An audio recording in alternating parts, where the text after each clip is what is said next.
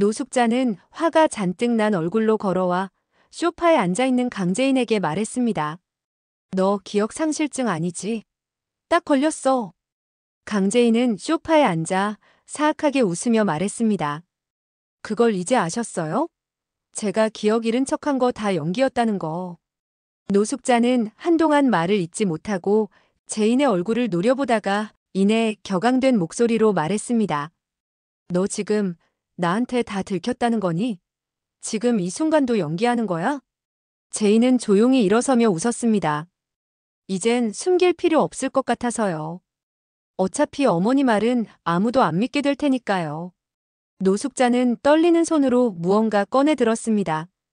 이거 너한테 받은 영양제라고 들고 간 약이야. 그런데 의사한테 물어보니 수면제래. 이 요망한 년이 감히 나한테 수면제를 먹이려 해? 제인은 태연하게 대답했습니다. 그러게요. 의사가 뭐라고 했는데요? 노숙자는 이를 갈며 소리쳤습니다. 연병 수면제라고. 네가 당했던 것처럼 나한테 복수하려고 준 거잖아. 이 세상 요망한 년이 기억 잃은 척하면서 뒤에서 호박 씨를까? 제인은 고개를 갸웃거리며 말했습니다. 그렇게 믿으시면 어쩔 수 없죠. 그럼 어머니가 가족들 불러 모아 말해보세요.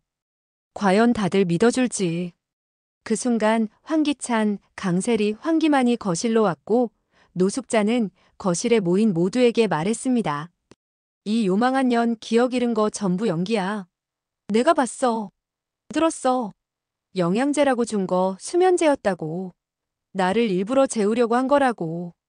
그러나 황기찬은 차갑게 노숙자를 바라보며 말했습니다. 어머니, 이제 그만 좀 하세요. 그 약 제가 직접 의사한테 물어볼 테니 이리 줘보세요. 황기찬은 의사에게 약통을 들고 가 무슨 약이냐고 물어보았고 의사는 영양제가 맞다고 말했습니다. 그렇게 집으로 돌아온 황기찬은 노숙자에게 화를 내며 말했습니다. 어머니, 이거 영양제 맞다잖아요. 노숙자는 손을 떨며 외쳤습니다. 아니야. 그럴 리 없어. 내가 거짓말하는 줄 알아? 저 요망한 게 나한테 수면제를 먹이려고 했다니까. 기찬은 눈을 감으며 한숨을 내쉬었습니다. 어머니, 이제 진짜 정신 좀 차리세요. 더 이상은 못 받아들여요. 그렇게 노숙자의 외침은 아무도 귀 기울이지 않았고 제인은 거실 한편에서 조용히 물잔을 들고 웃음을 삼켰습니다. 그 이후 노숙자는 점점 말수가 줄어들었고 날이 갈수록 감정의 기복이 커지기 시작했습니다. 그러다 어느 날 아침 다급한 신고 전화와 함께 구급차가 집 앞에 도착했고 노숙자는 거실 바닥에 쓰러진 채로 발견되었습니다. 뇌출혈로 인한 쇼크였습니다. 병원 응급실에서 황기찬은 말없이 제인의 손을 잡았고 강제인은 그 손을 조용히 맞잡으며 속삭였습니다. 괜찮아, 여보. 내가 곁에 있잖아. 그렇게 강제인은 자신을 믿고 노숙자를 의심하게 된 황기찬의 곁에서 미소 지었습니다. 노숙자가 병원으로 옮겨지고 집안은 일시적으로 침묵에 잠겼습니다. 황기찬은 어머니의 상태를 걱정하면서도 속으로는 묘한 해방감을 느끼고 있었습니다. 그 틈을 놓치지 않고 강제인은 조용히 두 번째 타깃을 정했습니다. 황기찬의 형 황기만이었습니다. 강제인은 김도윤을 찾아갔습니다. 도윤 씨, 협박범처럼 꾸며서 사진 하나 찍어줄 수 있어요? 황지호가 납치된 것처럼 보여야 해요. 김도윤은 눈살을 찌푸리며 말했습니다. 어린애까지 끌어들이는 거예요? 걔는 어린애잖아요, 제인 씨. 하지만 강제인은 단호하게 말했습니다. 나한테 아들 뺏어간 사람들이에요. 그 아이한텐 미안하지만 저는 이제 무슨 짓이라도 할 수 있는 사람이 됐어요. 도윤은 결국 고개를 끄덕였습니다.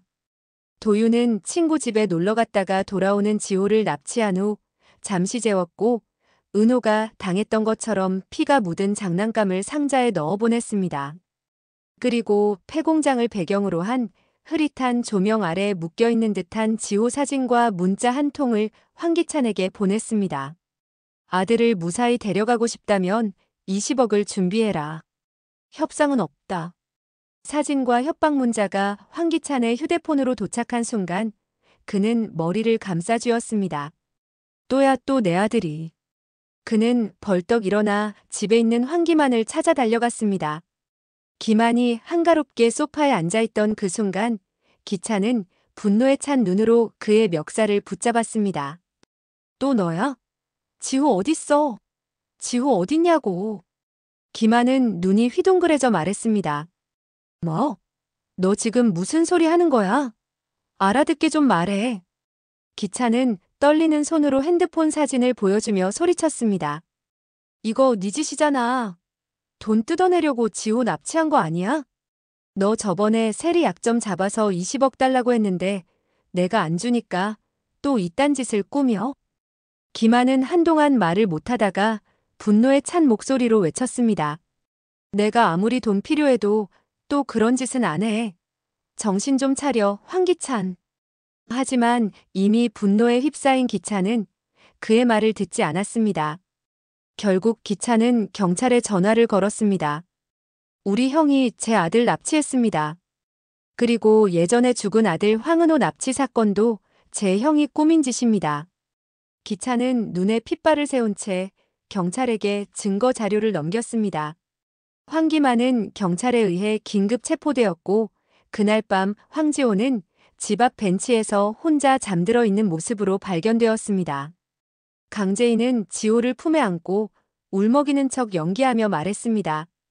지호야, 엄마가 늦게 와서 미안해.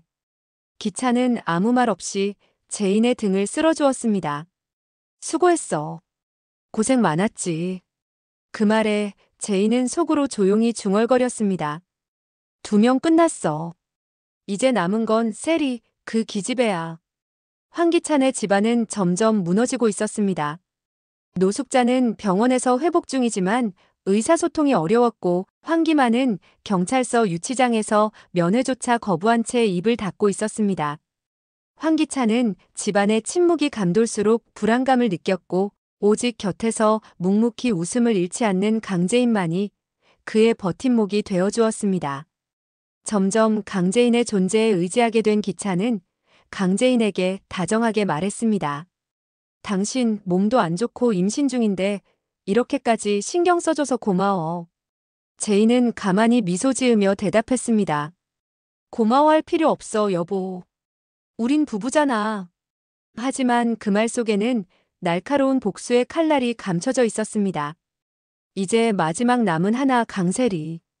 가장 뼈아픈 기억을 새겨준 친구. 강세리에게 마지막 일격을 가하기 위한 판이 준비되고 있었습니다. 며칠 후 제인은 지호의 방에서 지호에게 조용히 말했습니다. 지호야, 너는 내 아들도 아니면서 왜 나한테 엄마라고 불러? 지호는 제인의 눈을 보며 어쩔 줄 몰라 하는 표정을 지으며 말했습니다. 죄송해요. 엄마가 전부 시킨 거예요. 그 순간 문 밖에서 누군가 지켜보고 있었습니다. 바로 강세리였습니다. 문 밖에서 모든 대화를 엿듣고 있던 그녀는 손에 쥔 핸드폰을 덜덜 떨며 움켜쥐고 있었습니다. 강재인이 기억이 돌아온 거야? 아니면 원래부터 기억을 잃은 적이 없었던 거야? 강세리는 서재로 들어가 말했습니다. 기찬 씨한테 말해야 해. 아니야. 일단 확실한 증거가 있어야 해. 지금은 아니야. 그녀는 노트북을 연 후 CCTV를 켜고 감시 카메라 화면을 되돌려보기 시작했습니다. 며칠 전 강재인이 지호를 데리고 나갔던 시간, 그리고 돌아왔던 시간까지 꼼꼼히 확인했습니다. 세리는 눈을 좁히며 혼잣말을 했습니다. 역시 김도윤이랑 짜고 무슨 짓을 벌인 게 틀림없어. 내가 바보였어. 전현 역시 처음부터 우릴 속인 거였어. 이제 복수는 내가 해야 할 일이야. 그래, 먼저 움직이는 쪽이 이겨. 그녀는 무언가 결심한 듯 손가락으로 몇 개의 파일을 복사하기 시작했습니다. 그리고는 조용히 혼잣말처럼 읊조렸습니다. 제인아, 네가 숨긴 게 뭔지 내가 다 찾아낼게. 네가 무너뜨린 가족 다시 세우는 건 내 몫이야. 하지만 이 모든 걸 강재인은 문 밖에서 엿듣고 있었고 이미 강세리와 결전을 준비하고 있었습니다. 강세리는 혼자 서재에 앉아 복사한 CCTV 영상들을 몇 번이고 반복해서 돌려봤습니다. 그 순간 강재인의 목소리가 그녀의 뒤에서 들려왔습니다. 세리야, 요즘 많이 피곤해 보인다? 무슨 일 있어? 강세리는 모니터를 덮으며 돌아보았습니다. 아무 일도 없어. 그냥 좀 머리가 복잡해서. 제인은 다가와 그녀의 어깨에 손을 올렸습니다. 친구끼리 숨길 거 뭐 있어? 말해봐. 내가 도와줄게. 강세리는 어색하게 웃으며 고개를 저었습니다. 정말 괜찮아. 나 요즘 좀 예민한가 봐. 제인은 조용히 입꼬리를 올리며 말했습니다. 예민한 거 당연하지. 그렇게 많은 걸 가져갔는데 그걸 지키는 것도 쉽진 않잖아. 세리는 순간 제인의 말투에서 무언가 이상함을 느꼈지만 애써 넘겼습니다. 제인은 손가락으로 세리의 손목을 가볍게 잡으며 말했습니다. 내일 같이 바깥바람이라도 쐬고 올래? 드라이브 어때? 우리끼리 예전처럼. 세리는 멈칫하다가 고개를 끄덕였습니다. 그래, 나도 그러고 싶었어. 그렇게 다음 날 오전 강세리는 제인이 알려준 주소로 차를 몰고 나섰습니다. 그 시각 김도윤은 전화기를 붙들고 말했습니다. 브레이크 라인, 어제 제인 씨가 말한 대로 정확하게 했어요. 위치도 CCTV 사각지대입니다. 강재인은 침착하게 대답했습니다. 도윤 씨, 그리고 혹시 몰라서 제가 블랙박스 메모리도 제거해놨어요. 그렇게 도윤과의 통화가 끝난 후 제인은 차 안에서 조용히 웃었습니다. 세리는 도로를 따라 달리며 혼잣말을 했습니다. 강재인이랑 바람 좀 쐬면서 얘기 좀 해봐야겠다. 기억상실증이 아닌 게 틀림없어. 분명히 뭔가 숨기고 있어. 그 순간 핸들 밑으로 작은 덜컥거림이 느껴졌습니다. 뭐야? 브레이크가 왜 이래? 세리는 브레이크를 연거푸 밟았지만 차는 멈추지 않았고 전방 신호등이 빠르게 다가오고 있었습니다. 안 돼. 멈춰. 누가 좀 살려줘. 세리의 비명과 함께 차량은 앞쪽 건물 외벽에 강하게 충돌했고 에어백이 터지며 그녀의 몸을 강하게 감쌌습니다. 몇 분 후 경찰과 구급차가 도착했고 현장을 통제하던 구조대가 급히 세리를 들것에 눕혔습니다. 구조대원이 묻자 세리는 정신이 흐릿한 가운데 중얼거렸습니다. 브레이크가 안 들었어요. 브레이크가 고장난 것 같아요. 그렇게 강세리는 병원으로 실려갔습니다. 강세리의 입원 소식을 들은 강재인은 병원으로 향했고 휴대폰을 만지작거리며 조용히 혼자 말했습니다. 너가 내 차 브레이크에 손댔을 때 브레이크가 먹통이 된 그 공포. 너는 모르지? 이게 바로 그 맛이야, 세리야. 너도 한번 죽기 직전의 공포를 느껴봐. 그녀는 병원으로 향하는 차 안에서 김도윤에게 전화를 걸었습니다. 도윤 씨, 강세리도 처리됐어요. 이제 황기찬, 그 인간만 남았어요. 한편 강세리는 의식을 잃은 채 병실 침대에 누워 있었습니다. 얼굴엔 멍과 상처가 가득했고 팔에는 수액줄이 꽂혀 있었습니다. 병원에 도착한 강재인은 문틈 사이로 그녀를 바라보다가 조용히 병실 문을 열고 들어갔습니다. 병실 안에는 기계음만이 흐르고 있었고 강세리의 눈꺼풀이 천천히 떨리더니 마침내 떴습니다. 세리야, 정신이 좀 들어. 강세리는 흐릿한 눈으로 제인을 바라보다가 겨우 입을 열었습니다. 이게 무슨 일이야, 내 차 브레이크가. 제인은 의자에 앉으며 세리의 손등을 살짝 쥐었습니다. 사고였대. 경찰 말로는 브레이크 결함이라고 하더라. 놀랐지? 너도 그때 나처럼.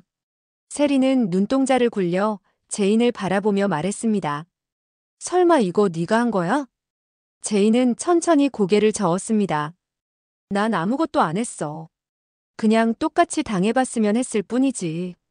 너도 내가 느꼈던 그 공포, 그 죽음의 공포를 느껴봤으면 했어. 세리는 숨을 거칠게 내쉬며 소리쳤습니다. 미쳤구나, 너. 넌 진짜 미쳤어. 그 사고가 내가 조작한 거라는 거야? 제인은 단호하게 말을 끊었습니다. 그래. 나 죽었다가 살아 돌아와서 이제 못할 짓이 없어. 그런데 내 차 브레이크 조작한 게 네가 아니라고? 거짓말 하지 마. 너 때문에 내 인생은 끝날 뻔했어. 세리는 몸을 일으키려다 통증에 못 이겨 다시 쓰러지며 말했습니다. 나 경찰에 말할 거야.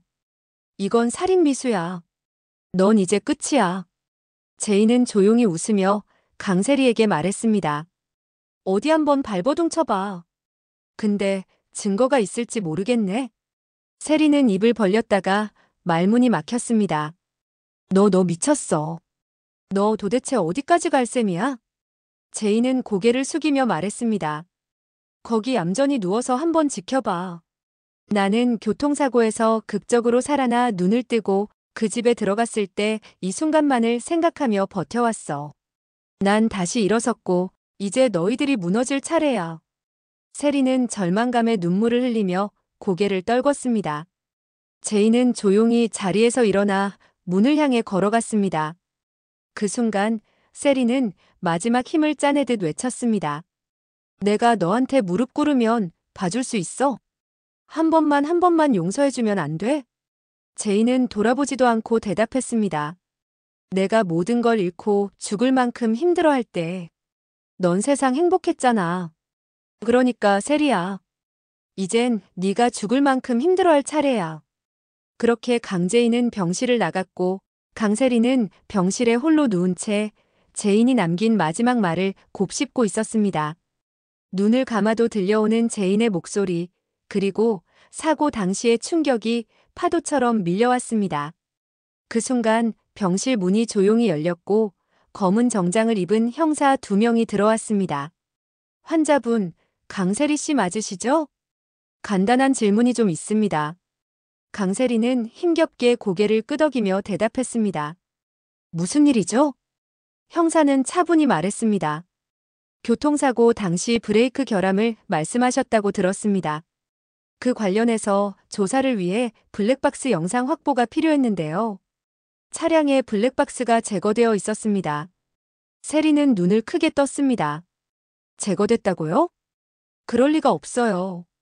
분명히 있었는데. 형사는 또박또박 말했습니다. 지금 경찰은 사고 차량 주변 CCTV, 통화 내역, GPS 로그 등을 확인 중이고 차량 정비소도 수색할 예정입니다. 혹시 주변에서 수상한 사람이나 움직임을 본 기억 있으신가요? 세리는 한참 동안 말이 없었습니다. 그제야 그녀는 깨달았습니다. 제이는 이미 모든 증거를 지운 상태였고 자신은 덫에 걸린 쥐처럼 아무것도 할 수 없었습니다. 잠시 후 형사들은 병실을 나가며 말했습니다.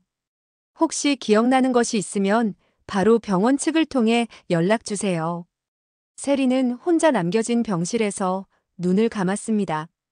그러자 제인의 웃는 얼굴이 떠올랐습니다. 한편 강제인은 공원에 앉아 있었습니다.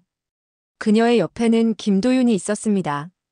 도윤 씨, 이제 마지막 하나만 남았어요. 그 인간 황기찬. 도윤은 고개를 끄덕이며 말했습니다. 지금까지 연기하느라 고생했어요. 제인은 조용히 미소 지었습니다. 힘들지 않았어요. 왜냐면 이 순간을 위해 나는 살아 돌아온 거니까. 구독과 좋아요, 알림 설정해 두시면 다음 이야기를 빠르게 시청하실 수 있습니다. 지금까지의 이야기는 개인적인 내피셜로 구성된 리뷰이며 본 방송과는 다를 수 있음을 알려드립니다.